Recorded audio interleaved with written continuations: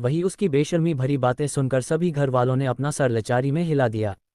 वही अनु जीतो काशवी की बात सुनकर खुश हो गए। वही इस समय काश की बात सुनकर सौम्या को बहुत ही ज्यादा शर्म रही थी, जिससे उसका चेहरा बिल्कुल कश्मीरी से की तरह लाल हो गया। वही काश और सब लोग मिलकर बातें करने लगते हैं। तभी एक शहद से भी ज्यादा मीठी आवाज आती है, अंश बेबी देखो कौन आया है। वही यह आवाज सुनकर सब लोग दरवाजे की तरफ देखते हैं, जहां से एक लड़की आ रही थी। उसने इस समय शर्ट ड्रेस पहनी थी, अपने चेहरे पर भर भर कर मेकअप किया हुआ था। वही इस समय रयजादा मैंशन को देखते हुए उसकी आंखें लाला से चमक रही थी। वही उस लड़की को देखकर आयाश और अर्बिका का मुंह बन गया और बामी का भी मुंह बन गया। तभी मुंह बनाकर अर्बिका उसकी तरफ देखकर बोली, भाई ये चुड़ैल कौन है जो हमारे घर में चली आ रही है और इसे अंदर किसने आने दिया। तो उसकी बात सुनकर आयांश बोला, मुझे क्या पता, मुझे तो लगता है अब हमें अपने घर में झाड़ा लगाना पड़ेगा ताकि इनके जैसी चुड़ैल हमारे घर पर ना आए, क्योंकि आजकल कुछ ज़्यादा ही चुड़ैलें हमारे घर पर आ रही है। उसकी बात सुनकर अर्बिका भी सांस में सर हिला देती है। वही तभी वह लड़की अंश के पास आकर उसे नागिन की तरह लिप जाती है और अपना चेहरा जबरदस्ती मासूम बनाते हुए बोली, अंशु बेबी कैसा लगा तुम्हें मेरा सरप्राइज। वही अंश उस लड़की को देखकर हैरान हो गया और हैरानी से बोला, तुम यहाँ पर क्या कर रही हो रिचा। तो उसकी बातें सुनकर रिचा मासूमियत की एक्टिंग करते हुए बोली, अंशु बेबी तुम अपनी फैमिली से यहाँ मिलने आ रहे थे तो मैं वहाँ तुम्हारे बिना बोर हो जाती। तुम्हारे बिना मेरा दिल कैसे लगता है, इसलिए मैं भी तुम्हारे पास आ गई, और वैसे भी मुझे भी तो अपने ससुराल वालों से मिलना है ना। पर इतना कहकर वह शर्माने का नाटक करने लगी। वही उसकी बात सुनकर सब हैरान हो गए। तभी जय जी बोले, अंश क्या है ये सब, और ये लड़की कौन है। वही जय जी की बात सुनकर अंश कुछ बोलता उससे पहले रिचा बोलती है, हेलो डैड मैं अंश की गर्लफ्रेंड हूँ और आपकी होने वाली बहू, और इतना बोलकर वो उसकी तरफ देखकर बोली है, ना अंश बेबी। वही उसकी बात सुनकर सब हैरान हो गए। आप लोग कमेंट किया करो यार प्लीज़, जब भी मैं 2 चैप्टर देती हूँ आप लोग कमेंट भी उसमें बहुत कम करते हो। वही रिचा की बात सुनकर सबकी बाहें सिकुड़ गई और वह लोग अंश को घूरने लगी। वही सबको इस तरह घूरते देखकर छड़बड़ा गया। वह रिचा को देखता है जो उससे नागिन की तरह लिपटी हुई थी। ये देखकर वह जल्दी से रिचा को अपने आप से दूर हटाता है, क्योंकि उसे यह चकाचकी बिल्कुल भी पसंद नहीं थी। वही अपने आप से उसे दूर करने से रिचा को बहुत ही ज़्यादा गुस्सा आता है, लेकिन वह कुछ नहीं बोलती। तभी जय जी फिर से बोले, क्या ये सच बोल रही है। तो उसकी बात सुनकर रिचा बड़ी मासूम बनते हुए बोली, अंशु बेबी बताओ ना डैड को कि हम लोग एक दूसरे को देख कर रहे हैं। वही यह बोलते समय रिचा की आंखें लालच से चमक रही थी। तभी उसकी नज़र आयांश और अयान पर पड़ती है, तो वो उन्हें देखती ही रह जाती है, क्योंकि वह बहुत ही ज़्यादा हैंडसम थे। ऐसा नहीं था कि अंश हैंडसम नहीं था, वह बहुत ही ज़्यादा हैंडसम था, लेकिन अंश बहुत क्यूट हाई स्कूल बॉय जैसा लगता था। लेकिन अयांश और अयान की पर्सनैलिटी बिल्कुल किसी माफिया किंग की तरह रॉयल और डोमिनेटिंग थी, जो उनकी पर्सनैलिटी को और 4 चांद लगाते थे। और वही उन्हें देखते हुए उसकी आंखों में साफ छलक रही थी। वही जब अयान और आयाश को अपने ऊपर रिचा की नज़रें महसूस होती है तो उनको बहुत गुस्सा आता है और वह जानलेवा नज़रों से रिचा को देखने लगी, जिससे रिचा हड़बड़ाती है और तुरंत उनसे अपनी नज़रें हटाकर अंश की तरफ देखकर बोली। वही उसकी बात सुनकर अंश सबको देखते हुए गहरी सांस लेकर बोला, और डेड रिचा सच बोल रही है, वह मेरी गर्लफ्रेंड है। वही अनुजी का तो चेहरा ही उतर गया और अयांशिका का गंदा समूह बन गया। उन्हें ये लड़की बिल्कुल भी पसंद नहीं आई थी। वे बिल्कुल भी नहीं चाहते थे कि यह अंश की वाइफ बने, क्योंकि वे लोग रिचा की आंखों में लालच साफ देख पा रहे थे। वही अंश और रिचा को इतने करीब देखकर काश्मी की आंखें नम हो गई और उसकी आंखों में दर्द देखने लगा, लेकिन किसी की नज़र में आने से पहले उसने जल्दी से अपनी आंखें पहुंची। वही उसकी बात सुनकर परिवार में सबकी बह सिकुड़ गई। वही अर्बिका को रिचा का जय जी को डैड बोलना बिल्कुल भी पसंद नहीं आया, इसलिए वह अपनी ठंडी आवाज़ में बोली ही, मिस तुम्हारी शादी अभी अंश भैया से हुई नहीं है, इसलिए तुम मेरे डैड को अभी डैड नहीं बोल सकती। वही उसकी बात सुनकर रिचा को बहुत ज़्यादा गुस्सा आता है। उसने इस बात पर ध्यान नहीं दिया कि अर्बिका ने जय जी को डैड कहा, और वह अर्बिका की तरफ देखती है तो वह उसे देखती ही रह जाती है, क्योंकि यार वह इतनी खूबसूरत। वही उसको देखकर अब रिचा को जलन होने लगी। वही अर्पिका के बाजू में बनिका और सौम्या खड़ी थी, वह भी बहुत ही ज़्यादा खूबसूरत थी, जिसे देखकर रिचा को बहुत ही ज़्यादा गुस्सा आ रहा था। उसे इन सब की सुंदरता देखकर बहुत ही ज़्यादा गुस्सा आ रहा था, क्योंकि वह हमेशा अपने आप को सुपीरियर मानती थी। लेकिन अर्बिका के सामने तो वह उसकी नौकरानी जैसी लग रही थी। वही वह अपनी जलन में आकर गुस्से में बोली, तुम्हारी हिम्मत कैसे हुई है, मुझसे ऐसे बात करने की, कौन हो तुम। वही वह सब बहुत घमंड से बोल रही थी, जैसे कि वह यहाँ की मालकिन हो। तुम्हारी हिम्मत कैसे हुई मेरे सामने अपनी जुबान चलाने की, तुम जानती हो कि मैं कौन हूँ। तभी आयांश गुस्से में उसकी तरफ देखकर बोला, अच्छा तो आप बताइए मिस कौन है। अब क्या आपकी औकात इतनी ज़्यादा है जो तुम हमारी प्रिंसेस से इस टोन में बात कर रही हो। अब तो हम भी जानने के लिए बहुत एक्साइटेड है कि तुम्हारी औकात क्या है जो तुम रायजादा परिवार की प्रिंसेस से इस तरह बदतमीजी से बात करने की हिम्मत कर रही हो।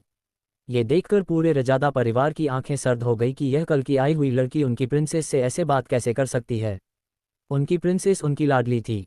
आज से पहले उन्होंने कभी भी उससे ऊंची आवाज में भी बात नहीं की और ये लड़की उनकी प्रिंसेस से इतनी बदतमीजी से बात कर रही है। और अयान, यांश और जैजी अपनी सर आवाज में बोले, तुम्हारी हिम्मत कैसे हुई हमारी प्रिंसेस से ऐसे बात करने की। वही इतनी सर आवाज सुनकर ऋचा बहुत ही ज्यादा डर गई और उसके हड्डियों में तक सिहरन दौड़ गई। वह अयान, आयांश और जय जी की तरफ देखती है जो इस समय खतरनाक जानलेवा नजरों से उसको देख रही है। देखकर वह बहुत ही ज्यादा डर गई और उसकी पड़ अंश के हाथ पर कस गई। तभी अंश उसे अपना हाथ छुड़ाते हुए गुस्से में बोला, ऋचा अभी के अभी मेरी प्रिंसेस से माफी मांगो। तुम्हारी हिम्मत कैसे हुई उससे इतनी बदतमीजी से बात करने की, उससे इतनी बदतमीजी से बात करने की। वही उनकी बात सुनकर वह हैरान हो गई कि अरबिका ही रायजादा परिवार वह मिस्टीरियस प्रिंसेस है जिसके बारे में जानने के लिए बाहर सब बेताब थे।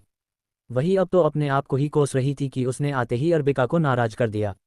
वैसे उसे अरबिका पर गुस्सा तो बहुत आ रहा था, साथ में उसे अरबिका की किस्मत से बहुत ज़्यादा जलन भी हो रही थी और उसे नफरत भी बहुत हो रही थी। लेकिन वह भी अरबिका से दुश्मनी लेना बिल्कुल भी अफोर्ड नहीं कर सकती थी क्योंकि रायजादा परिवार में सब अरबिका से बहुत प्यार करते थे। अगर उसे अरबिका का साथ मिल जाए तो उसे रायजादा परिवार की बहू बनने से कोई नहीं रोक सकता। यही सोचकर उसके चेहरे पर एक शातिर चमक आ गई। इसलिए वह बड़ी ही मासूम बनते हुए अरबिका की तरफ देखकर बोली, मुझे माफ़ कर दो, मुझे गलतफहमी हो गई थी, इसलिए मैंने तुमसे इतनी बदतमीजी से बात कर दी, सॉरी। और इतना बोलकर वह जबरदस्ती की मुस्कुराती है। वही बहू पर ऊपर से तो माफ़ी मांग रही थी, लेकिन उसकी आंखों में उस समय बेना नफरत और गुस्सा झलक रहा था, जिसे देखकर अरबिका के चेहरे पर एक डेविल स्माइल आ गई और वह इंटरेस्ट से ऋचा को देखने लगी। वही इस समय वह क्या सोच रही है ये पता लगाना मुश्किल था। वही जब वह काश को वहां पर देखती है तो अपने दांत पीस लेती है और मन ही मन बोली, यह चुड़ैल यहाँ पर भी आ गई। पता नहीं इस अंश को इस घटिया सी लड़की में क्या दिखता है। पर कोई नहीं, एक बार मेरी शादी अंश से हो जाए फिर इसका तो वह हशर ना करूंगी कि यह सपने में भी नहीं सोच सकती। और इन सबको भी तुम्हारी औकात याद दिलाऊंगी। तभी वह बनावटी मुस्कान के साथ काशवी की तरफ देखकर बोली, काशवी तुम यहाँ पर क्या कर रही हो? मुझे नहीं पता था कि तुम भी यहाँ पर आए हो। उसकी बात सुनकर काशवी अपने इमोशंस को कंट्रोल करते हुए बोली, मैं यहाँ पर सबसे मिलने आई हूँ। तो उसकी बात सुनकर ऋचा बोली, ये तो अच्छी बात है काशवी, लेकिन अब तो तुमने सबसे मिल लिया ना, तो मुझे नहीं लगता अंश इतने दिन बाद घर आया है, तो अब तुम्हें यहाँ से जाना चाहिए क्योंकि हम सब साथ मिलकर अपना फैमिली टाइम एंजॉय करना चाहते हैं। मुझे लगता है तुम्हें यहाँ से जाना चाहिए।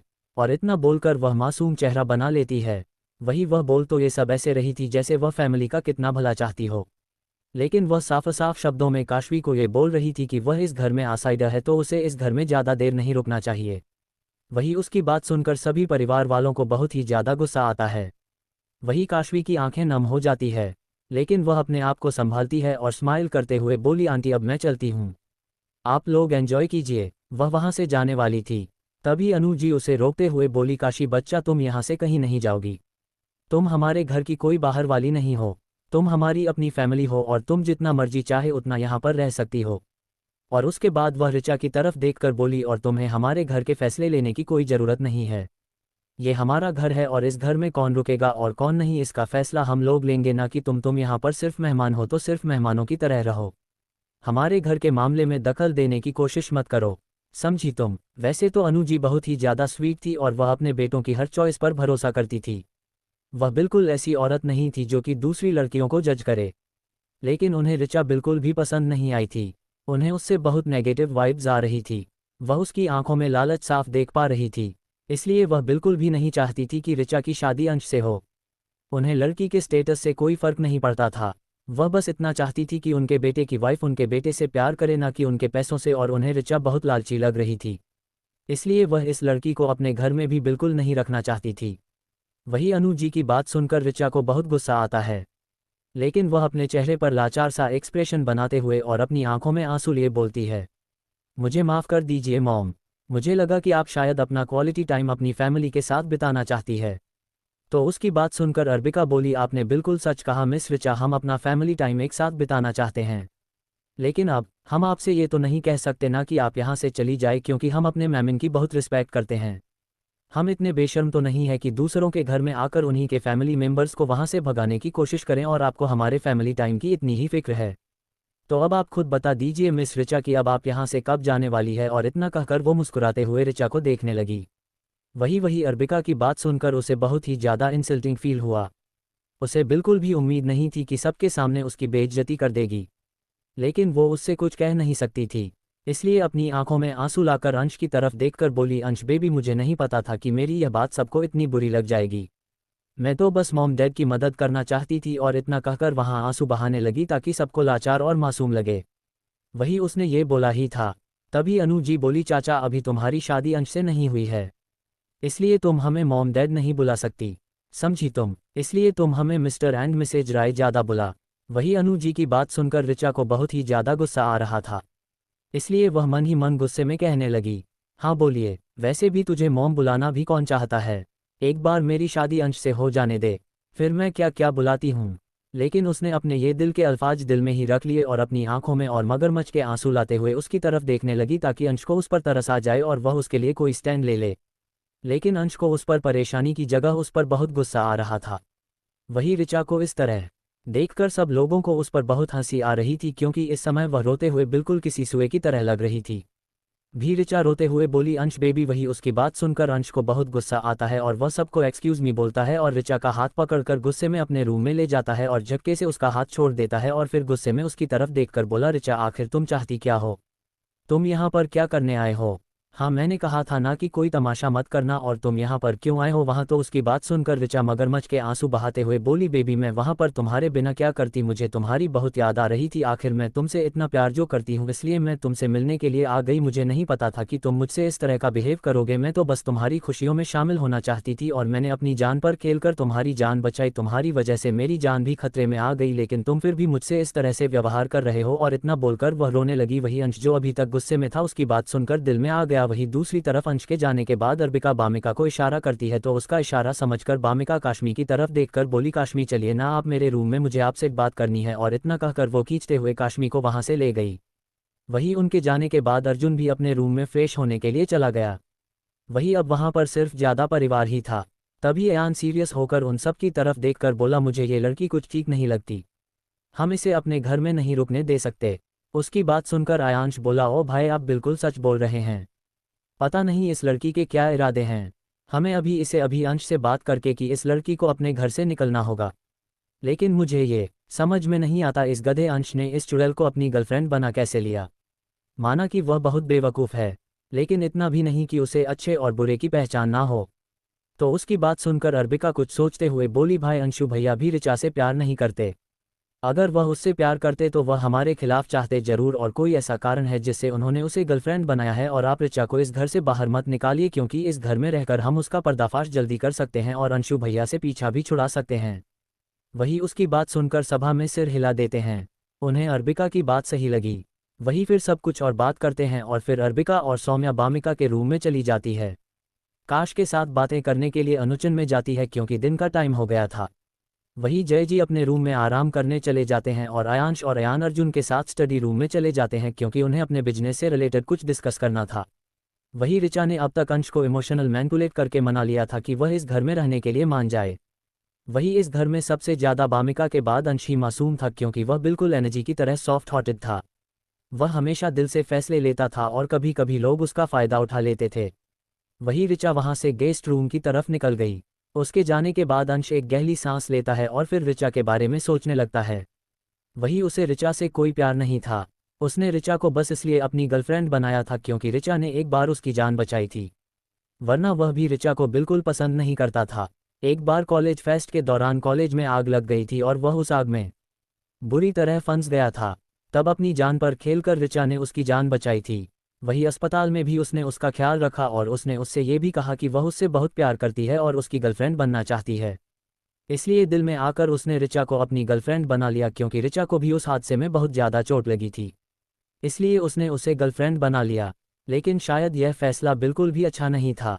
शायद आगे चलकर यही फैसला उसकी ज़िंदगी में तूफान लाने वाला था। वहीं दूसरी तरफ वामिका, अर्बिका, सौम्या और काशवी इस समय बातें कर रही थी। इतने कम समय में कि सौम्या और अर्बिका की काशवी के साथ बहुत अच्छी बन गई थी। वे उसके साथ बहुत ज़्यादा कंफर्टेबल हो गई थी और उन्हें काशवी बहुत पसंद भी आई थी। बहुत सारी बातें करने के बाद वे सब अपने अपने कमरे में आराम करने के लिए चली गई। वही अर्बिका को भी एक इम्पॉर्टेंट मीटिंग अटेंड करनी थी, इसलिए वह अपने कमरे में आ गई और लैपटॉप खोलकर अपना काम करने लगी। अर्बिका की उंगलियां लैपटॉप कीबोर्ड पर तेजी से चल रही थी। वही उसी समय डाइनिंग एरिया में खाने की बहुत अच्छी खुशबू आ रही थी। अर्बिका डाइनिंग टेबल पर देखती है आज बहुत सारी डिशेस थी जो खुद अनुज ने अपने हाथों से बनाई थी और अंश अर्जुन को उनके हाथ का खाना बहुत ही पसंद था। वही कुछ रेसिपी सौम्या ने बनाए थे। सभी घर वालों को अनु और सौम्या के हाथ का बना हुआ खाना बहुत ही ज़्यादा पसंद था, इसलिए सब ये देखकर खुश हो गए। तभी वहाँ पर ऋचा आ गई। वही उसे देखकर किसी ने भी कुछ खास रिएक्ट नहीं किया। ये देखकर ऋचा की मुट्ठियाँ कस गई। वही वह अपने लिए बैठने की जगह खोजने लगी। एक सीट अनु के बगल में खाली थी और एक सीट आयांश और बामिका के बीच में खाली थी। वही आयांश के पास खाली सीट देखकर ऋचा की आंखों में चमक आ गई। आयांश के पास बैठने का यह मौका वह छोड़ना नहीं चाहती थी। उसके पास बैठने से क्या पता आया उसकी खूबसूरती से आकर्षित हो जाए और उसके प्यार में पागल हो जाए, और अगर उसकी शादी आयाश से हो जाए तो कितना अच्छा होगा ना, क्योंकि आयाश के पास पावर थी और अगर अयान उससे इम्प्रेस ना भी हुआ तो क्या हुआ, अंश तो है ही उसके पास। यही सोचकर उसकी आंखों में चमक आ गई। वही वो कुर्सी पर बैठने ही वाली थी कि तभी पीछे से किसी ने उसकी कुर्सी खींच ली, जिससे वह धड़ाम से नीचे गिर गई, जिससे ऋचा की कमर में चोट लग गई और उसके मुंह से दर्दनाक चीख निकल गई। वही वह दर्द से तड़पते हुए सामने देखती है तो अर्बिका कुर्सी पकड़े खड़ी हुई थी। वही उसे इस तरह गिरा हुआ देखकर अर्बिका के चेहरे पर एक डेविल स्माइल आ गई, लेकिन उसने उसे जल्दी छुपाकर मासूम शक्ल बनाते हुए कहा, तुम तो पहले से हाय कितनी कितनी गिरी हुई हो तुम, और कितना गिरोगी। उसकी बात ऋचा को अगस्त से सुनाई नहीं देती, इसलिए वह अपने गुस्से को दबाकर बोली, क्या बोली तुम। उसकी बात सुनकर अर्बिका मासूमियत से बोली, अरे आप तो गिर गई है। तभी ऋचा दांत पीसते हुए बोली, तुमने मेरी जगह क्यों खींची, तुम्हारी वजह से मैं गिर गई। उसकी बात सुनकर अर्बिका बोली, वो क्या है ना, आप मेरी जगह पर बैठ रही थी, इस जगह पर हमेशा से मैं बैठती। उसकी बात सुनकर ऋचा गुस्से में बोली, तो क्या हुआ, ये तुम्हारी जगह थी, अगर आज मैं बैठ जाती हूँ तो क्या ही हो जाएगा। वही उसने इतना बोला ही था तभी आयांश की ठंडी आवाज आती है, हाउ डेयर यू, तुम्हारी हिम्मत कैसे हुई मेरी बहन से इस लहजे में बात करने की, और तुम होती कौन हो हमारी प्रिंसेस की जगह पर बैठने वाली, और वह जगह सिर्फ हमारी प्रिंसेस की है तो उस पर सिर्फ हमारी प्रिंसेस बैठ सकती है, ना कि कोई एरागरा। और रही बात तुम्हारे बैठने की तो तुम्हारे बैठने से वह जगह गंदी हो जाएगी, क्योंकि और मेरी बहन की स्किन बहुत ही ज़्यादा सेंसिटिव है। मैं नहीं चाहता कि तुम्हारी वजह से उसकी स्किन में कोई इन्फेक्शन हो जाए और उसकी स्किन खराब हो जाए। तुम्हारे बैठने से मेरी बहन की जगह गंदी हो जाएगी। और इतना बोलकर वह मुंह बना लेता है। वही उसकी बात सुनकर सभी लोगों को हंसी आ जाती है। वही अर्पिका को भी आयांश की बात सुनकर बहुत हंसी आ रही थी। सचमुच उसका ये भाई बहुत ही ज़्यादा मुँह था। वह कुछ भी बोलने से पहले बिल्कुल भी नहीं सोचता था। वही उसकी बात सुनकर ऋचा आयांश की तरफ देखती है, जो इस समय गुस्से से भरी आंखों से उसे देख रहा था। वही उसकी बात सुनकर ऋचा को बहुत ही ज़्यादा इंसल्टिंग फील होता है। उसे बहुत ही ज़्यादा गुस्सा आ रहा था, क्योंकि आज से पहले उसकी इतनी इंसल्ट कभी नहीं हुई। उसे अर्बिका पर बहुत ही ज़्यादा गुस्सा आ रहा था कि उसकी वजह से आयांश ने उसे डांटा। उसका मन कर रहा था कि अभी वह अर्बिका की जान ले ले, लेकिन वह ऐसा कर नहीं सकती थी। तभी अंश ऋचा की तरफ देखकर बोला, ऋचा वो जगह प्रिंसेस की है तो वहाँ पर वही बैठेगी, तुम कहीं और बैठ जाओ, वैसे भी यहाँ पर बहुत सारी जगह खाली है। उसकी बात सुनकर ऋचा दांत पीसती रह जाती है और उठकर अर्जुन के बाजू में जो सीट खाली थी उस पर बैठ जाती है। वही ये देखकर अर्बिका भी अपनी सीट पर बैठने वाली थी। तभी अयान बोला, रुको प्रिंसेस। तो उसकी बात सुनकर अर्बिका रुक जाती है और हैरानी से अयान की तरफ देखने लगी तो अयान एक सवे को इशारा करता है, अभी के अभी यह चाहे बदल कर दूसरी लाओ, मैं नहीं चाहता कि मेरी प्रिंसेस को कोई इन्फेक्शन हो। वही उसे अयान की बात सुनकर अर्बिका और बाकी रायजादा परिवार को भी हंसी आ जाती है और ऋचा की गुस्से में मुखिया कस जाती है। वह इन्हें सबको नफरत से देखते हुए बोली, अभी जितना मुंह चलाना है तुम लोगों को चला लो, एक बार मुझे इस घर में आ जाने दो, फिर तुम लोगों का वह हश्र करूंगी कि तुम लोग सोच भी नहीं सकते। और इतना कहकर वो मुखिया कस लेती है। वही हमारी अर्बिका भी ऋचा का चेहरा देख रही थी। वह उसकी बात समझ जाती है कि ऋचा क्या सोच रही है, तो वह भी स्माइल करते हुए ऋचा की तरफ देखकर बोली, सपने तो बहुत अच्छे देखती हो तुम मिस्टर, लेकिन मेरे रहते वह पूरे नहीं होंगे और तुम और तुम्हारा वर्ड पोप बॉस जल्द ही मेरे सामने अपनी मौत के लिए भीख मांगोगे। वही अब तक सभी दूसरी चेयर लेकर दे देता है तो वह चेयर पर बैठ जाती है और फिर सब लोग एक दूसरे को प्यार से खाना सर्व करने लगते हैं। वही अनोखी प्यार से अंश अर्जुन और कश्मी को खाना सर्व कर रही थी। वही हमारा आयान प्यार से सौम्या को खाना सर्व कर रहा था। ये देखकर ऋचा को सौम्या और कश्मी से बहुत ही ज़्यादा जलन हो रही थी, क्योंकि सब उनसे बहुत ही अच्छे से व्यवहार कर रहे थे। वही जब अयान को सौम्या की इतनी केयर करता देखती है तो उसे बहुत ज़्यादा गुस्सा आ रहा था। उसके हिसाब से इस प्रिंसेस ट्रीटमेंट ही वही लायक है, ना कि यह बहन जी सौम्या और कश्मी। ऐसे ही सबका खाना होता है और फिर सब अपने अपने रूम में चले जाते हैं। वही इस समय अंश अपने रूम में पढ़ाई कर रहा था। तभी उसका रूम अचानक से खुलता है और ऋचा उसमें अंदर आती है। वही अपने रूम में ऋचा को देखकर अंश चौंक जाता है और हैरानी से बोलता है, ऋचा तुम यहाँ पर क्या कर रही हो? तो ऋचा अपने चेहरे पर एक शरारती मुस्कान लाते हुए बोली, अंशु बेबी मुझे तुम्हारी याद आ रही थी, और इतना कहकर वह पूरा दरवाजा खोलकर अंदर आ जाती है। इस समय उसने एक बहुत ही ज़्यादा रिवलिंग नाइटी पहन रखी थी, जिसे देखकर अंश अपनी नज़रें फेर लेता है क्योंकि उसे उस समय बहुत ही ज़्यादा गिन महसूस हो रही थी और साथ में उसे बहुत गुस्सा भी आ रहा था। इसलिए वह गुस्से में ऋचा की तरफ देखकर बोला, ऋचा ये सब क्या बदतमीजी है? मैंने तुम्हें बोला था ना कि मुझे ये सब पसंद नहीं है, और क्या तुम हमारी शर्ट को भूल गई हो? उसकी बात सुनकर ऋचा के चेहरे की मुस्कान गायब हो गई, लेकिन फिर भी वह हार ना मानते हुए उसके करीब जाते हुए बोली, हाँ मुझे सब याद है बेबी।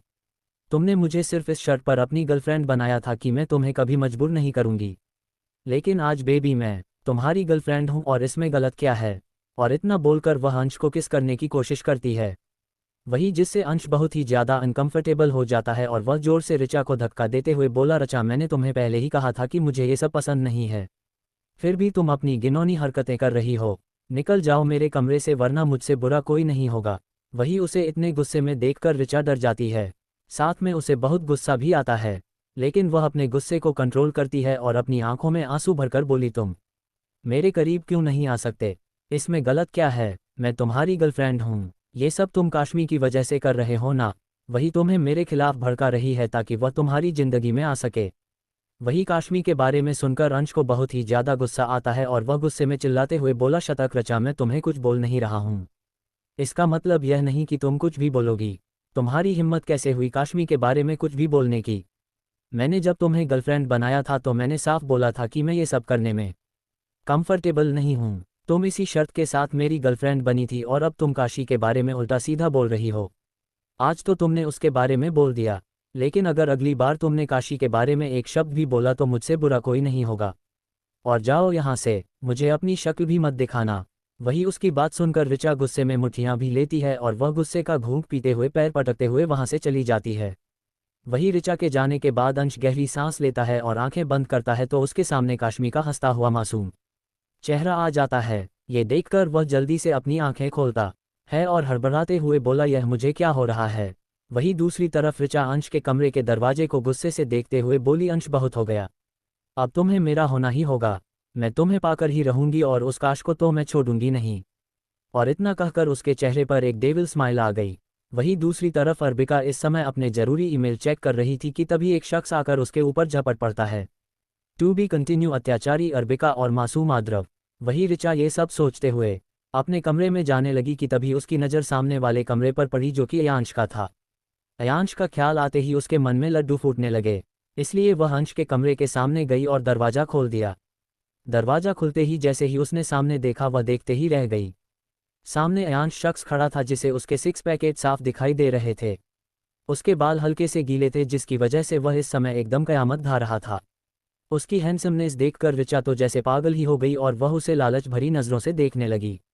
वही जब अयांश ने ऋचा को अपने कमरे में देखा तो उसे बहुत ही ज़्यादा गुस्सा आया। लाल आंखों से घूरते हुए वह चीख कर बोला, हाउ डेयर यू, तुम यहाँ क्या कर रही हो? उस समय अयांश को ऋचा पर इतना गुस्सा आ रहा था कि उसका मन कर रहा था कि उसी वक्त उसे जान से मार दे। अयांश की गुस्से भरी आवाज़ सुनकर ऋचा डर के मारे कांप गई।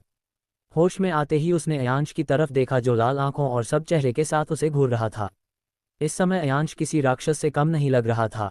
तभी अयांश फिर बोला, बताओ तुम मेरे कमरे में क्या कर रही हो? उसकी बात सुनकर ऋचा डरते हुए हकला कर बोली, वो मैं अंश को ढूंढ रही थी, मैं गलती से आपके कमरे में आ गई। इतना कहकर वह जल्दी से वहां से भाग गई। अर्बिका का कमरा। वही वो शख्स अर्बिका को पकड़ने वाला ही था कि तभी अर्बिका अलर्ट हो गई और इससे पहले वह इंसान उसे पकड़ पाता उसने बैठे बैठे ही एक चोर की उसे मार दी, जिससे अचानक एक दर्दनाक चीख गूंज गई। वही यह जानी पहचानी आवाज़ सुनकर अर्बिका सामने देखती है तो हैरान हो जाती है। जहां आद्रव अपने पैरों के बीच में हाथ रखे जमीन पर पड़ा दर्द से करा रहा था क्योंकि अर्बिका ने जल्दबाजी में उसके पैरों के बीच में किक मार दी थी। वही ये देखकर अर्बिका जल्दी से उसके पास आती है और घबराते हुए बोली, तुम यहाँ पर क्या कर रहे हो?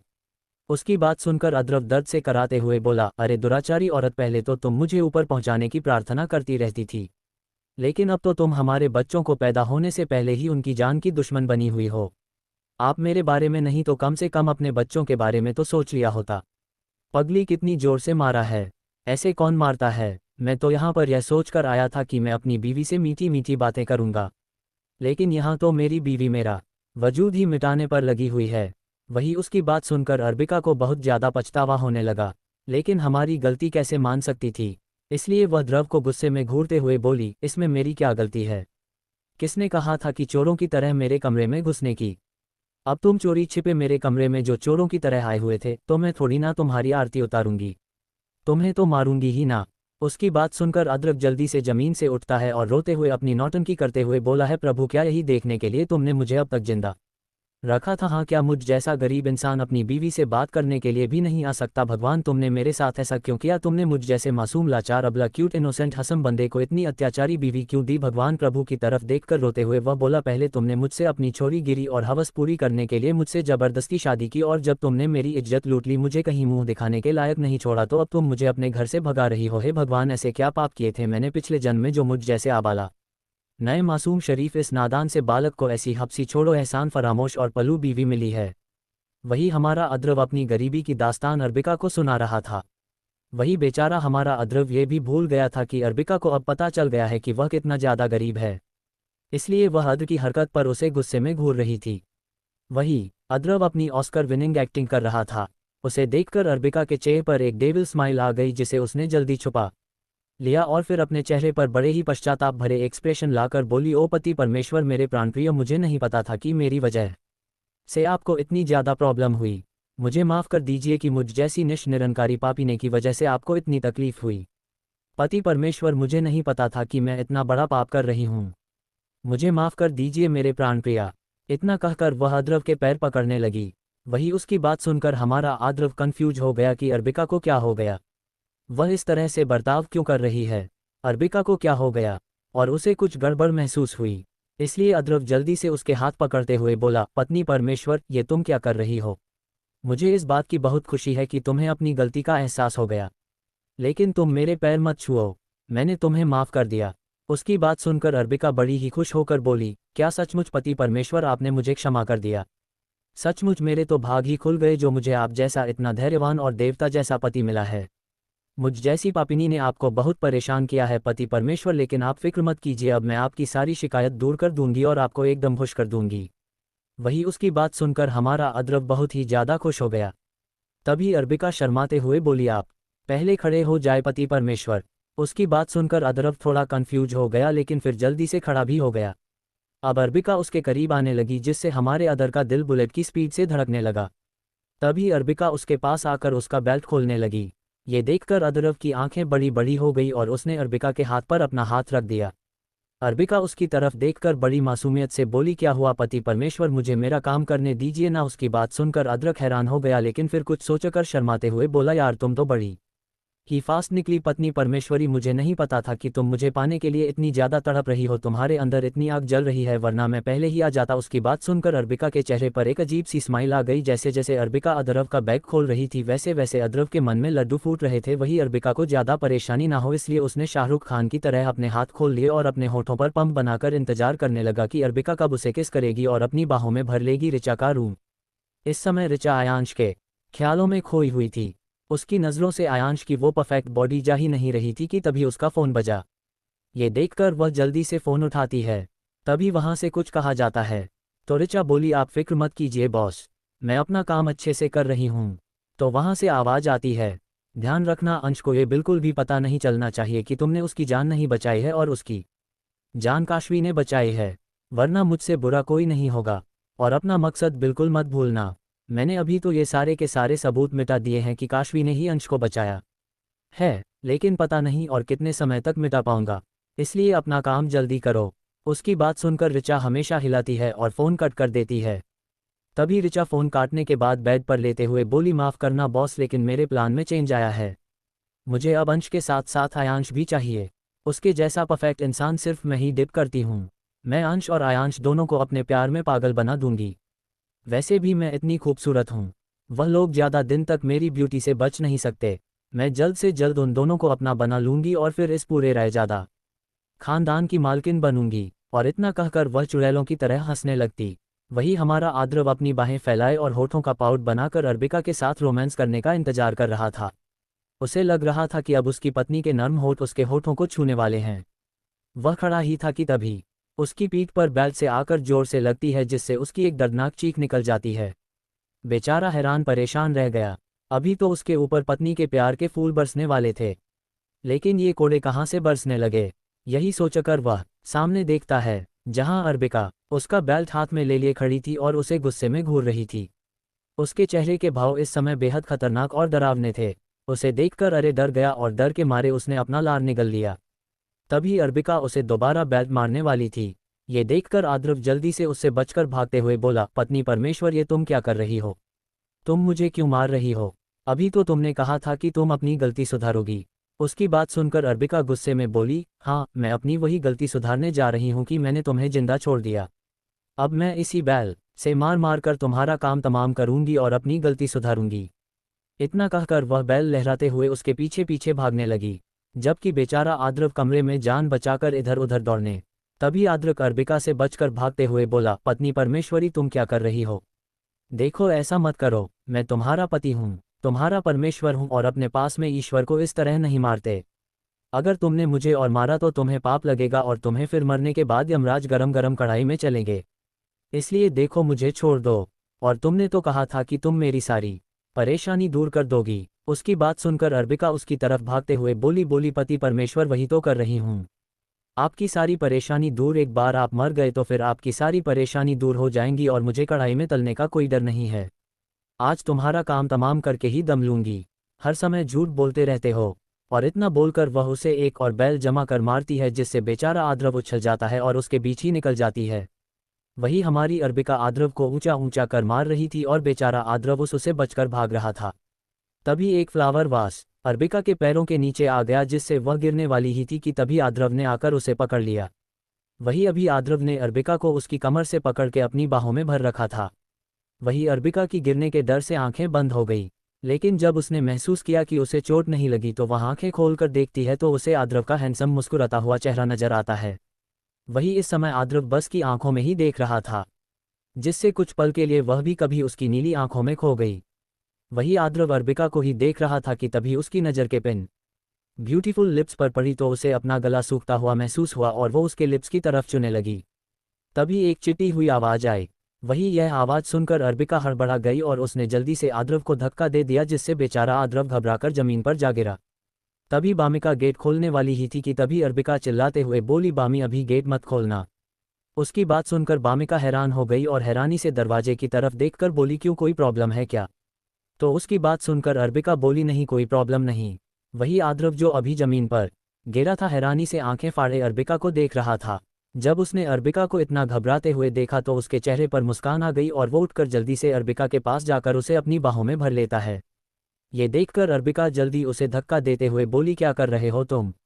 जाओ यहाँ से अभी। उसकी बात सुनकर आद्रव के चेहरे पर एक शरारती स्माइल आ गई और वह अरबिका को अपने आप से और चिपका कर उसके चेहरे की तरफ झुकते हुए सिलेक्टिव और मैग्नेटिक आवाज में बोला कि पत्नी परमेश्वरी, मैं तो यहाँ तुम्हारे साथ रोमांस करने आया था, तो मैं अपना काम करके ही जाऊंगा। वह क्या है ना, मैं अपना काम कभी अधूरा नहीं छोड़ता। और इतना कहकर वह उसके होठों पर एक किस कर देता है। वही ये देखकर अंबिका जल्दी से झटपटाते हुए बोली, क्या कर रहे हो तुम? छोड़ो मुझे और जाओ यहाँ से, अगर किसी ने देख लिया थी प्रॉब्लम हो जाएगी। तो उसकी बात सुनकर आद्रव मुस्कुराते हुए बोला, तो हो जाने दो फिर प्रॉब्लम, मुझे प्रॉब्लम से डर नहीं लगता और मैं भी तो अपनी साली साहिबा से मिलूं। उसकी बात सुनकर अरबिका परेशान हो गई और वो उसे आंखों ही आंखों में रिक्वेस्ट करने लगी। वही ये देखकर हमारे आद्रिक को बड़ा अच्छा लग रहा था। वैसे भी उसकी यह छोटी सी बीवी उसे हर वक्त परेशान करती रहती थी और आज उसे परेशान करने में बहुत ही ज़्यादा मजा आ रहा था। इसलिए वह अरबिका की गर्दन को सहलाते हुए उस पर अपने हाथ चलाने लगता है, जिससे अरबिका की हालत पतली हो जाती है और उसकी पकड़ आद्रव की टी शर्ट पर कस जाती है। तभी एडवी उसकी गर्दन पर बाइट करता है, जिससे अरबिका की एक चीख निकल जाती है और वह गुस्से से आद्र को घूरने लगती है। उसे इस वक्त वह बहुत ही ज़्यादा क्यूट लग रही थी, इसलिए आद्रव उसे प्यार से देखने लगा। वही उसकी चीख सुनकर बामी घबरा गई और बोली, दी आप चीख ही क्यों? आप चीख तो है ना, मैं अभी गेट खोल रही हूँ। उसकी बात सुनकर अरबिका उसे जल्दी रोकते हुए बोली, नहीं बामी, यहाँ पर एक चूहा है, तुम यहाँ मत आना। चूहे की बात सुनकर बामी बहुत ही ज़्यादा डर गई, क्योंकि उसे चूहों से बहुत डर लगता था। इसलिए वह घबराते हुए बोली, दी आप फिक्र मत कीजिए, मैं अभी भैया को बुला कर लाती हूँ। तो उसकी बात सुनकर अरबिका घबराते हुए बोली, नहीं, इसकी कोई ज़रूरत नहीं है, मैं खुद चूहे को भगा दूंगी। फिर आद्रव की तरफ देखकर धीमी आवाज़ में बोली, अभी के अभी जाओ यहाँ से। उसकी बात सुनकर आद्रव उसकी नाक पर एक किस करता हुआ फुसफुसाया चूहा, नॉट बैड, और मैं यहाँ से कैसे जा सकता हूँ बेबी, मैं तो एक चूहा हूँ, क्या पता ये चूहा तुम्हें ही खा जाए। इतना कहकर वह अरबिका को फिर से किस करने लगता है। वही जब बामी अरबिका की आवाज़ साफ सुनाई नहीं देती तो उसे घबराहट होने लगती है, इसलिए वह बाहर से पुकारती है। उसकी आवाज़ सुनकर अरबिका होश में आती है और तुरंत आद्रव को एक धक्का देती है।